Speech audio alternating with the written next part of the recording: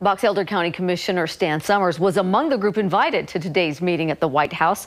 Summers was able to share his story with the president about the struggles his family has faced with health insurance. Now I own 3 businesses, I drive school bus, and I'm an elected official to be able to continue to do the things I need to do with healthcare. The last 3 years. So it's gone through the roof. Oh, I've got a $6,000 deductible, HSA, but I will meet that again in 3 months.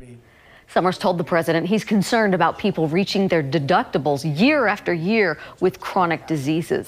That concern comes because Summers' son has been diagnosed with a rare disease.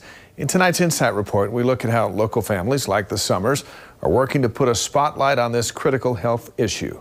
When you are chronically ill and you have these problems, you feel so alone.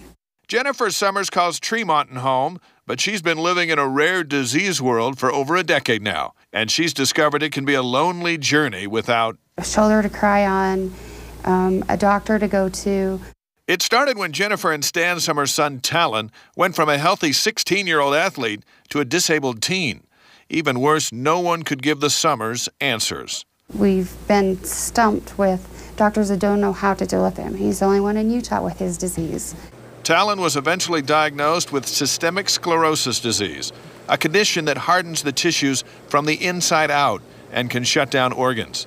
During her long search for that diagnosis, Summers discovered the group known as Utah Rare. I can't even tell you how much help it's been to have support. The organization advocates for people battling the over 7,000 diseases identified as rare or undiagnosed. Summers introduced a friend to the group after she lost a grandson to a rare disease. It helps me. It fills the void, is basically what it does. Julie Potter's grandson Dustin died from Gaucher's disease before his first birthday. He sits on my shoulder, calms me down when I get nervous, and he's been pushing me, and this is his legacy. This year, Potter and Summers teamed up to organize the annual Utah Rare Day at the state capitol. By the time I was 4, I was still the size of a 2-year-old. Slowly, they're working to put issues like the right to try drugs without FDA approval, legalization of medical marijuana, and research funding, all in the spotlight. Survival issues for rare families. Some of these families have lost their jobs and their homes, and they have no way to pay their bills.